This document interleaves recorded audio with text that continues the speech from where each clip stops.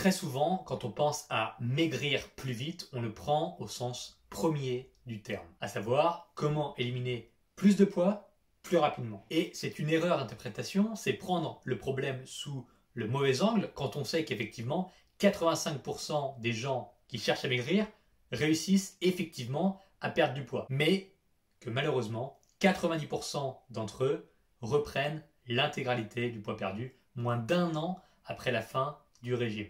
La formulation du problème est alors décalée d'un cran. Plutôt que de savoir comment maigrir plus vite, il faudrait surtout s'inspirer des attitudes qui permettent de maigrir sans rechuter. De facto, maigrir sans rechuter est en vérité un moyen de maigrir plus vite puisqu'il n'y aura pas besoin de le refaire plus tard.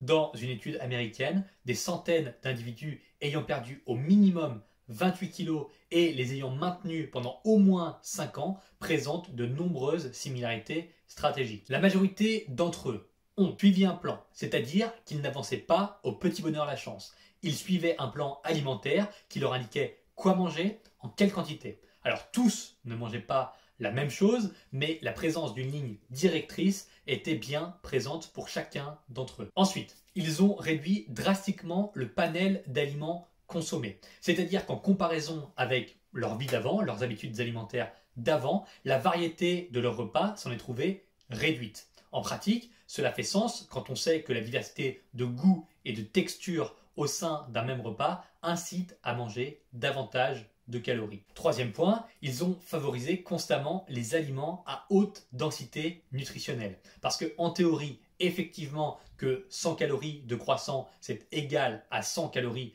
de pommes de terre, mais en pratique, la satiété et les micronutriments de la pomme de terre en fait donc un aliment, en font un aliment infiniment plus riche sous l'angle nutritionnel. Et c'est un raisonnement tout à fait intelligent et relativement logique, puisqu'en période de déficit calorique, la couverture micronutritionnelle doit être assurée avec un apport calorique restreint. Donc on a moins d'opportunités d'obtenir des micronutriments quand le déficit calorique est présent. Forcément, obtenir tous ces micronutriments à partir de 1700 calories est plus difficile que d'obtenir tous ces micronutriments à partir de 2200 calories. C'est logique et c'est intelligent de se pencher, de se tourner vers des aliments riches en micronutriments. Ensuite, il préparait des repas à l'avance, c'est-à-dire que quand un repas est prêt à être consommé et qu'il vous attend dans le frigo à 19h30 quand vous rentrez d'une journée éreintante, fatigante et que vous avez la flemme de vous mettre au fourneau,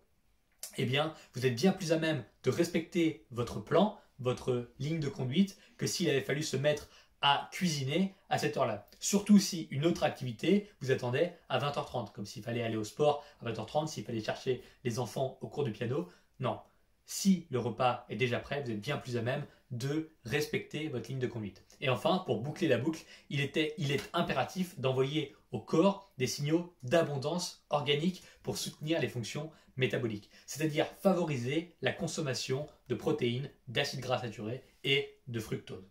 Agir de cette façon permet d'obtenir un bénéfice net dans votre progression. C'est une importance capitale, surtout si votre point de départ n'est pas optimal. Il faut être particulièrement vigilant sur votre fréquence métabolique pendant une phase de perte de poids. Surtout si vous voulez en sortir par le haut. Le problème de la plupart des gens, c'est qu'ils perdent du poids en mettant de côté leurs indicateurs de santé. Un corps en bonne santé est une machine à brûler des calories.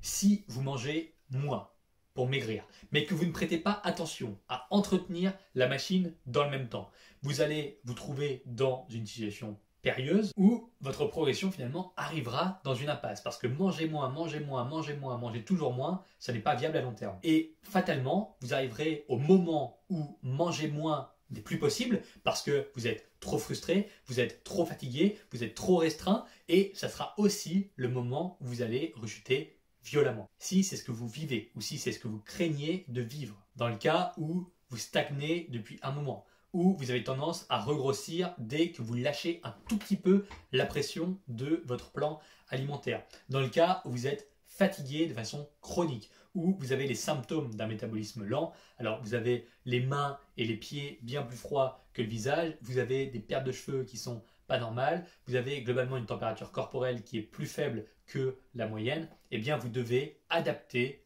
votre plan de perte de poids à cette situation particulière. Vous devez adapter votre stratégie de perte de poids à votre métabolisme lent. On n'aborde pas la perte de poids comme tout le monde si on a un métabolisme lent. Il faut suivre un processus adapté qui assure votre réussite à court terme, mais aussi à long terme. Pour cela, et si jamais vous vous reconnaissez là-dedans, je vous incite sérieusement à cliquer sur le lien juste en dessous de la vidéo. Vous pourrez voir sur la page si vous avez bel et bien les symptômes vérifiés d'un métabolisme lent. Et vous pourrez rejoindre le protocole métabolique pour sortir de cette situation une bonne fois pour toutes.